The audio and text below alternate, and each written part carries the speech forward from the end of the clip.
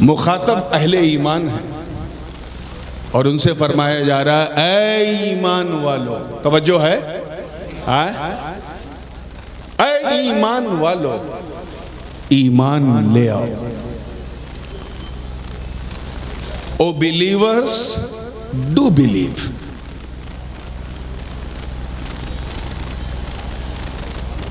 اے ایمان والو ایمان لے آؤ. یہ نہیں کہا جا رہا ہے کہ اے لوگوں ایمان لے آؤ یا ایھا الناس آمینو، نہیں، اے ایمان والو ایمان لے آؤ. ایمانداری سے بتائیے اگر آپ کے ہاں رمضان میں اگر کوئی حافظ صاحب قرآن پاک سنائے اور اتنا اچھا سنائے، اتنا شاندار سنائے کہ لقمہ تو بڑی بات ہچکی کی بھی گنجائش نہ ہو، اتنا شاندار سنائیں اور 27 تاریخ کو جب آپ انہیں لفافہ پیش کریں تو یہ کہیں گے اے حافظ جی حفظ کرو، کہیں گے؟ اسی کو تو تحصیل حاصل کہتے ہیں. پلٹ کے وہ جواب دیں گے بابا کم سے کم تم تو نہ کہو، تم تو میرے حفظ قرآن کے گواہ ہو.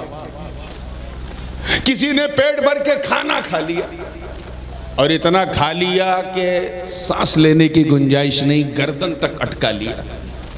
ایسے سے کوئی کہے گا اے پیٹ بھر کے کھانے والے کھانا کھا لے، ڈنڈے سے مارے گا کیا تو مجھے پیٹو سمجھتا ہے؟ پیٹو بھی اپنی پیٹ کی حد کا خیال رکھتا ہے.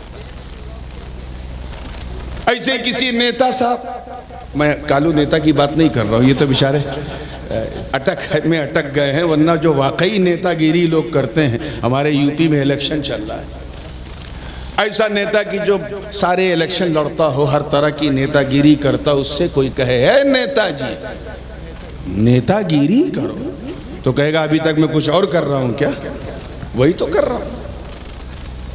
کیا سمجھے ان مثالوں سے؟ بات ادھر سے ادھر نہ چلی جائے، اس لیے میں یہی روک رہا ہوں. کیا سمجھے کہ جو چیز پہلے سے حاصل ہے اسے حاصل کرنے کا حکم نہیں دیا جاتا.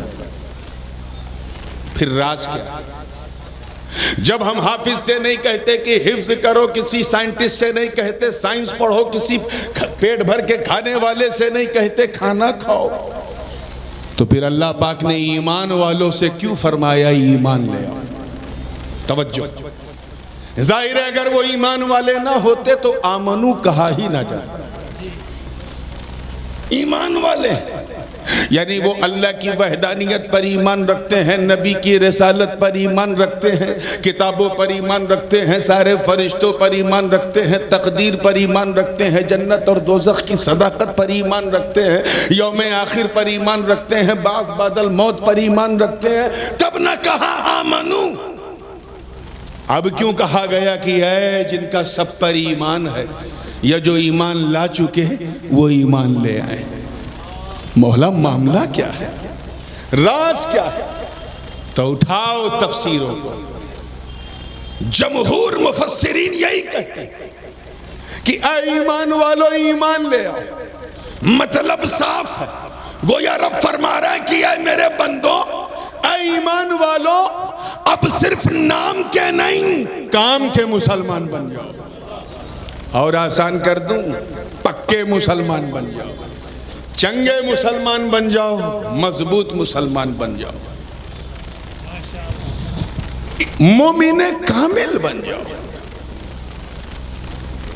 وہ ہمارے دلوں کے رازوں کو جانتا ہے. آج حالت یہ ہے، بہت ہی اس کے ساتھ کہنا پڑتا ہے انفارچونیٹلی، میں سب کی بات نہیں کر رہا ہوں مگر ہے ہماری سوسائٹی میں اکثر لوگوں کا حال یہ ہے کہ ہم اس لیے مسلمان ہیں کیونکہ ہمارے ابا مسلمان ہیں. ہم اس لیے مسلمان ہیں کیونکہ ہم اسلامی گھر میں پیدا ہوئے، ہمارا نام اسلامی نام رکھا گیا اس لیے ہم مسلمان ہیں. ہم اس لیے مسلمان ہیں کیونکہ جب ہم پیدا ہوئے تو ہمارے کان میں اذان دی گئی تھی. ہم اس لیے مسلمان ہیں کیونکہ ہماری مسلمانی ہوئی تھی. ہم اس لیے مسلمان ہیں کیونکہ ہم ٹوپی پہنتے ہیں، اب چانس ملا تو دوسرے کو پہنا بھی دیتے ہیں. ہم اس لیے مسلمان ہیں کہ ہفتے میں ایک دن ہم لوگ بھی چلے جاتے ہیں مسجد میں جمعہ پڑھ لیتے ہیں. ہم اس لیے مسلمان نہیں ہیں کہ ہمیں دیکھ کر لوگ اسلام کو یاد کریں. ہم ایسے مسلمان نہیں جنہوں نے بدر و احد خیبر و خندق میں پرچم اسلام کو لہرا دیا. ہم وہ مسلمان نہیں جنہوں نے انطاکیہ کی کلیساؤں میں گھس کے اذانیں دے دی. ہم وہ مسلمان نہیں جن کا نام سن کر قیصر و کسریٰ کے ایوانوں میں زلزلے آ جاتے تھے. ہم وہ مسلمان نہیں ہیں جن کے تصور سے کفر کا شیش محل ٹوٹ جاتا تھا. ہم وہ مسلمان نہیں ہیں جن کی ہیبت اور شوکت کا عالم یہ تھا کہ رستم اور سہراب کے دل میں دھڑکنے والا جو دل ہے اس کی پمپنگ ٹھہر جاتی تھی. ہم وہ مسلمان نہیں ہیں جنہوں نے نبی کا ایک اشارہ پا کر کے اپنے وطن کو ترک کر دیا. ہم وہ مسلمان نہیں ہیں جو نبی کے وضو کے قطروں کو بھی زمین پہ نہ گرنے دیں. ارے ہم وہ مسلمان نہیں ہیں جنہوں نے دشت و دشت دریا بھی نہ چھوڑے. ہم نے بحر ظلمات میں دوڑا دیے گھوڑے. واہ سبحان اللہ سبحان اللہ.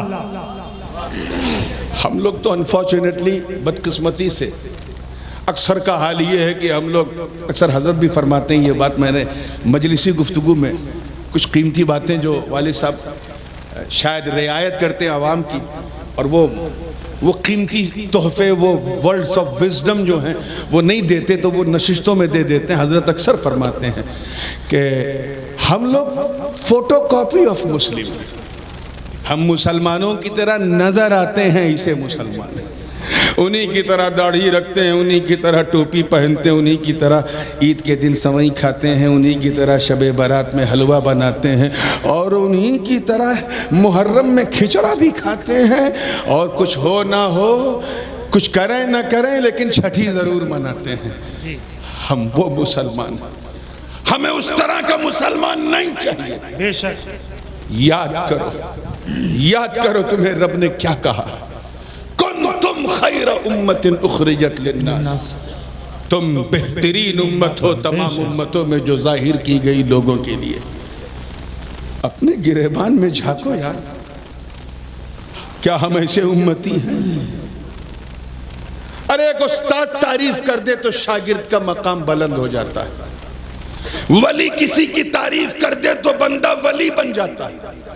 نبی تعریف کر دے تو ابو بکر صداقت والے, عمر عدالت والے, عثمان سخاوت والے, علی ولایت اور کرامت والے بن جائیں.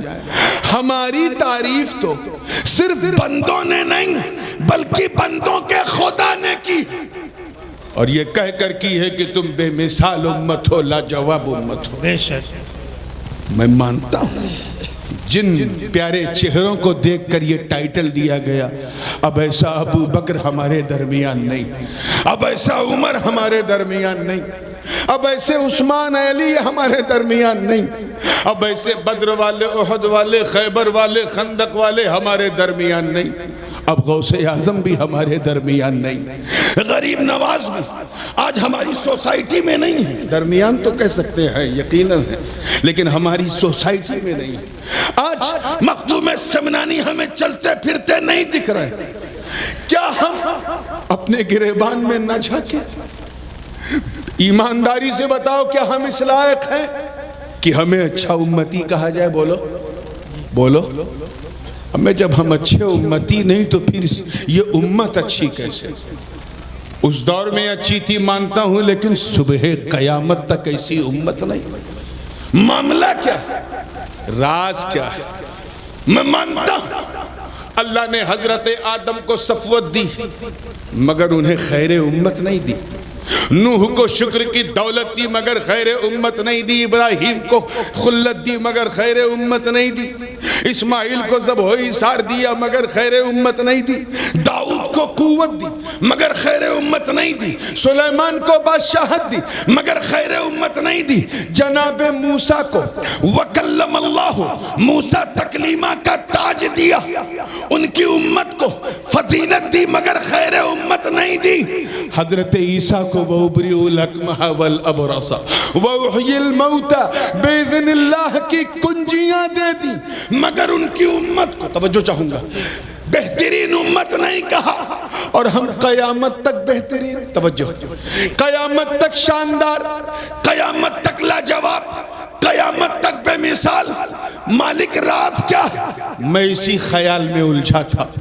اے ہنومان گڑھ کے غیور مسلمانوں, رحمت کبریا نے رہنمائی کی. آواز آئی, کہاں سن, تو امت کو دیکھ رہا, امت کو, اس لیے تجھے جواب نہیں ملتا.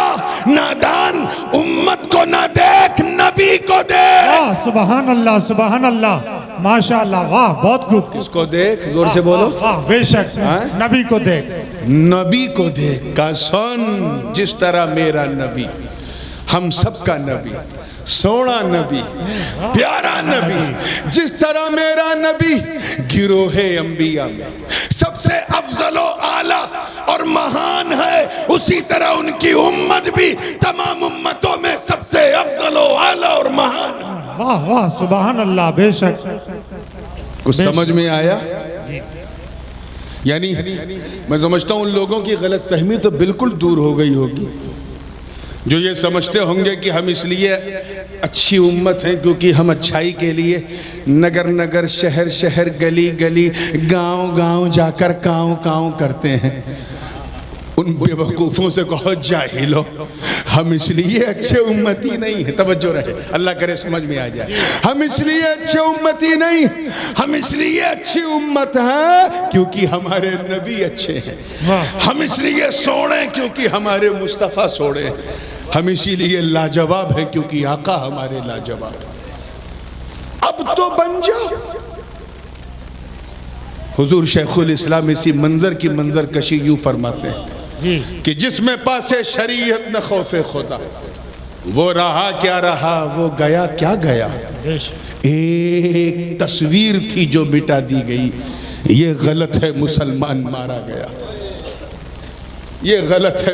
ہم جو سنتے ہیں نا, آج فلسطین میں اتنے مارے گئے, کشمیر میں اتنے مارے گئے, افغانستان میں اتنے مارے گئے, وہاں اتنے مارے گئے, مظفر نگر میں اتنے مارے گئے, ہم سنتے ہیں نا. ذرا پتہ لگانا اس میں کتنے کام کے مسلمان تھے. سب تو فوٹو کاپی آف مسلم تھے. اسی لیے جب کوئی ادھر ادھر مرتا تو ہمارا ایک وقت کا کھانا نہیں چھوٹتا, پانی نہیں چھوٹتا, ہمارے معمولات میں کوئی تبدیلی نہیں ہوتی, لائف سٹائل, جیون شیلی اسی انداز سے چلتی ہے.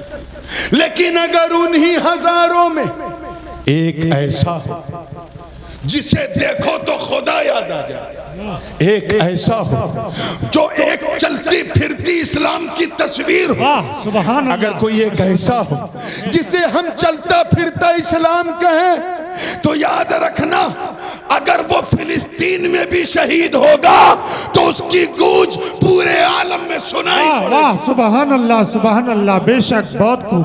مطالبہ ایسے ہی مسلمان بننے کا. جی. ظہر الفساد فی البر والبحر بما کسبت ایدی الناس لیذیقہم بعض الذی عملوا لعلہم یرجعون. یہ آیت کریمہ ہمیں درس دے رہی ہے کہ بحر و بر میں فتنے فساد ہوئے تمہاری اپنی کرتوتوں کی وجہ سے, اور اللہ نے یہ مسلط تم پر اس لیے کیا تاکہ تمہیں وہ مزہ چکھائے.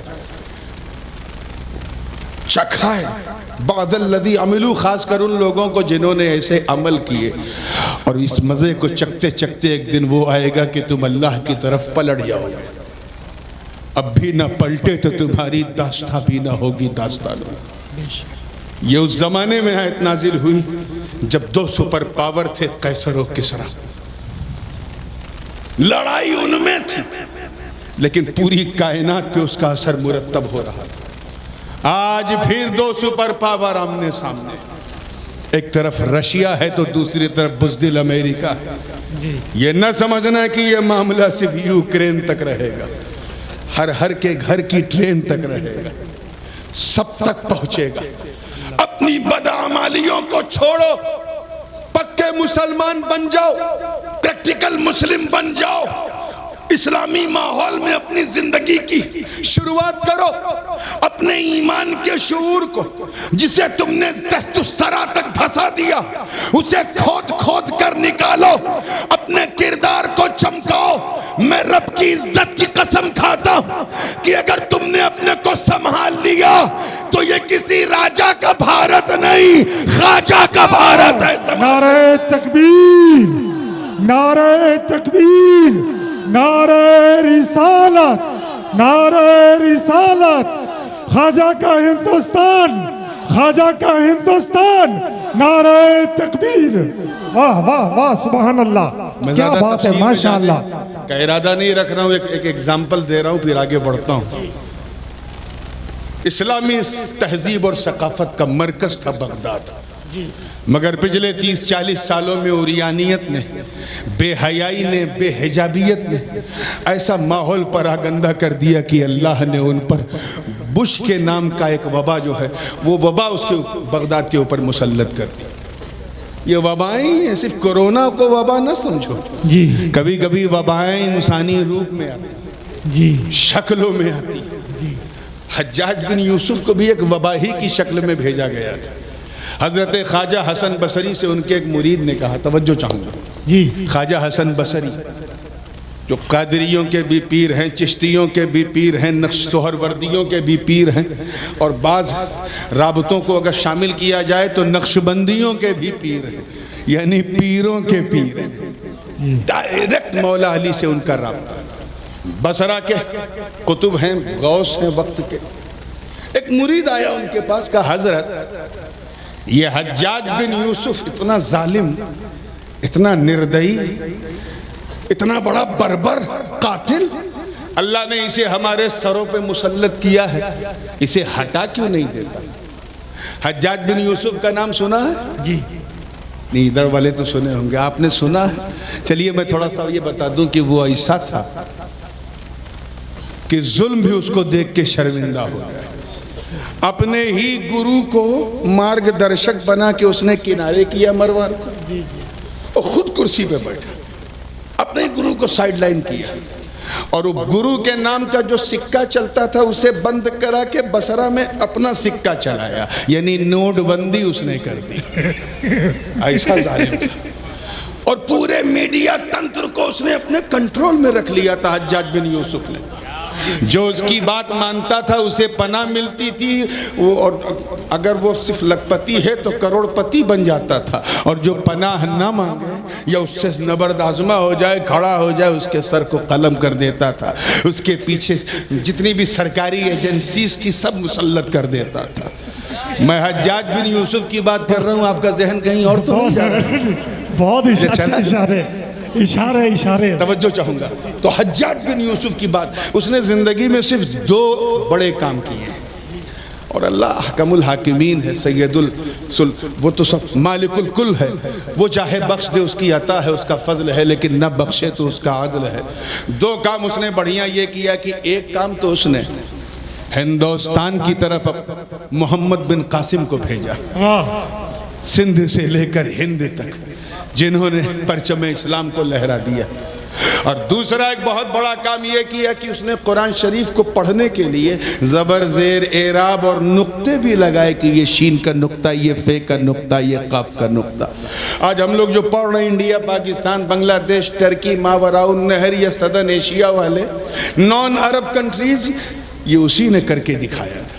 تو یہ 2 کام اس نے بڑے بڑھیاں کیے، باقی سارے کام تو ایسے کہ میں کیا کہوں، صحابہ اور تابعین کے خون سے اس نے اپنے ہاتھوں کو رنگ رکھا، رنگے ہوئے تھے۔ اتنا ظالم اور سفاک بدماش مرید آیا، حضرت توجہ چاہوں گا جی، یہ حجاج بن یوسف جیسا ظالم اسلامی حکومت میں ہمارے سروں پہ، اللہ اسے ہٹا کیوں نہیں دیتا؟ نواز شریف کی برکتیں حاصل کرنے والوں، اتنا کہنا تھا، سلطان العارفین خواجہ حسن بصری کھڑے ہو گئے اور فرمایا، سن ما جاء الحجاج الا بذنوبنا، حجاج بن یوسف نہیں آیا مگر ہمارے گناہوں کی وجہ سے۔ کس کی وجہ سے آیا؟ ہماری گناہوں کی وجہ سے. آپ ذرا سوچو یار، 1400 برس پہلے کم و بیش، جی 1400 سال پہلے کے مسلمانوں کو دیکھ کے حسن بصری نے کہا تھا ان گنہگاروں کی وجہ سے، ہمارے گناہوں کی وجہ سے حجاج جیسا ظالم آیا. آج کے مسلمانوں کو دیکھتے تو کیا حال ہوتا؟ وہ مسلمان جو رات بھر دن بھر شراب کباب اور شباب میں گزارتا ہے، جس نے پیسہ کمانے میں اتنا بھی خیال نہیں کیا کہ یہ حلال ہے کہ حرام ہے، پیسہ ہو چاہے جیسا ہو. آج کے مسلمانوں کو دیکھتے تو وہ کیا کہتے؟ جس نے سود خوری میں اپنی چرم سیما پار کر لی، اللہ ماشاءاللہ شراب پیتا ہے پلاتا ہے. آج کے مسلمانوں کو دیکھتے تو وہ کیا کہتے؟ یاد رکھنا، you don't have a right to ask. آپ کو کوئی ادھیکار نہیں بنتا. اگر کوئی ظالم سلطان، کوئی جابر حاکم، کوئی سخت قسم کا کوئی بادشاہ اگر ہمارے سروں پہ مسلط ہے، کوئی اگر ہمیں اپنی سازش 2 نمبر کا شہری بنانے کی کوشش کر رہا ہے، تو تمہیں سوال کرنے کا کوئی حق نہیں، اعتراض کرنے کا کوئی حق نہیں. کچھ کرنا ہے تو اپنے گریبان میں جھانکو، اپنے گناہوں کا محاسبہ کرو. ارے جھانکنے سے پہلے اگر بندے ہو تو سر اٹھانے سے پہلے بندہ نواز بن جاؤ گے. واہ واہ، بے شک بے شک. last but not the least، کیونکہ یہ خانقاہی عرس ہے، خانقاہی محفل ہے، اس لیے خانقاہی ریفرنس بھی یہاں لگتا ہے. سید الطائفہ حضرت سرکار سیدنا جنید بغدادی رضی اللہ تعالیٰ عنہ سے پوچھا گیا، حضرت یہ پکے مسلمان کا کیا مطلب؟ یہ یا ایھا الذین آمنوا آمنوا، اے ایمان والو ایمان لے آؤ. توجہ چاہوں گا، پکے مسلمان بن جاؤ مطلب کیا ہے؟ تو بس شارٹسٹ وے پاسبل میں بالکل شارٹ کٹ میں جواب دیا. کہا پکے مسلمان کا مطلب یہ ہے کہ بس یہی خیال کرو کہ کوئی دیکھے نہ دیکھے اللہ دیکھے. واہ سبحان اللہ، بے شک. پیچھے والوں توجہ چاہوں گا، کوئی دیکھے نہ دیکھے اللہ، بولیے بس اتنا ہی سوچو. جب تم چلو تو سوچو کہ اللہ دیکھ رہا ہے، کھاؤ تو سوچو کہ اللہ دیکھ رہا ہے، بولتے وقت اللہ دیکھ رہا ہے، سنتے وقت اللہ دیکھ رہا ہے، اٹھتے بیٹھتے سوتے جاگتے اللہ دیکھ رہا ہے. تیرے ایک ایک لمحے کو اللہ دیکھ رہا ہے، ایک ایک ساعت کو اللہ دیکھ رہا ہے، ایک ایک گھڑی کو اللہ دیکھ رہا ہے، ایک ایک لحظے کو اللہ دیکھ رہا ہے، ایک ایک مومنٹ کو اللہ دیکھ رہا ہے، ایک ایک پل کو اللہ دیکھ رہا ہے. تیری اچھائی بھی دیکھ رہا، تیری برائیاں بھی دیکھ رہا، تیری وفاداری بھی دیکھ رہا، تیری عیاری مکاری اور گنہگاری بھی دیکھ رہا. اب تو سوچ کہ تو کہیں تنہا نہیں. اگر پکا مسلمان ہے تو بس یہ سوچ لے کہ میرے دل کی دھڑکنوں کو وہ سن رہا ہے، مجھے وہ دیکھ رہا ہے.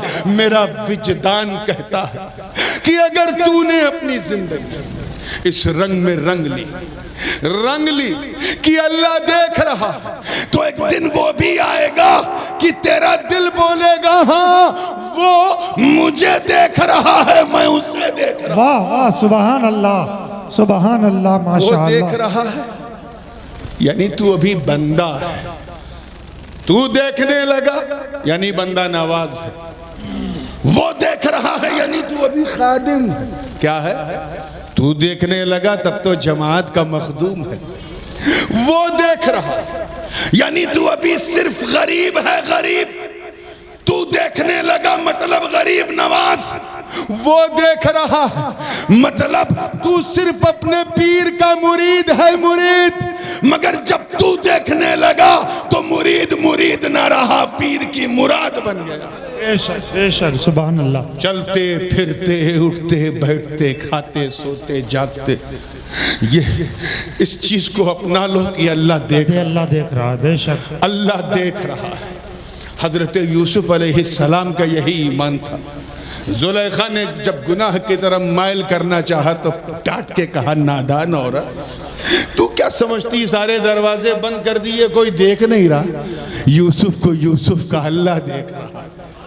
انی اخاف اللہ رب العالمین، اور میں اپنے رب سے بہت ڈرتا ہوں۔ تقوی کو اختیار کرو۔ یہ جتنے بھی اللہ والے ہیں جن کے گنبد و مینار آج آسمانوں سے بات کر رہے ہیں، یہ کہیں آسمان سے نہیں آئے تھے، انہیں بھی کسی ماں نے جنم دیا تھا، یہ بھی کسی باپ کی صلب سے چلے تھے۔ انہوں نے بھی یہاں پہلے بیٹھ کے چلنا، پھر پاؤں سے چلنا، پھر دوڑنا سیکھا، مگر معاملہ کیا ہے، وہ کہاں پہنچ گئے اور ہم جہاں کے ہیں وہیں رہ گئے۔ اس کی وجہ صرف یہ ہے کہ ہمارے ایمان میں کمزوری ہے۔ آج ہماری بہو بیٹیوں کو اس چیز کی شدید ضرورت ہے۔ رب تعالیٰ کا ارشاد ہے وَقُلْ لِلْمُؤْمِنَاتِ يَغْضُضْنَ مِنْ أَبْصَارِهِنَّ وَيَحْفَظْنَ فُرُوجَهُنَّ وَلَا يُبْدِينَ زِينَتَهُنَّ۔ اے محبوب ان مومن عورتوں سے کہہ دو کہ اپنے چہرے کو چھپا کے چلیں، حجاب میں چلیں۔ راجستھان میں سب سے زیادہ اس کی کمی ہے، ہم وہ تو کیا بولتے ہیں، گھونگھٹ تو گرا لیں گے مگر سب کچھ کھلا رکھیں گے۔ ایسی پردے داری نہیں سے چلتی میرے دوستوں۔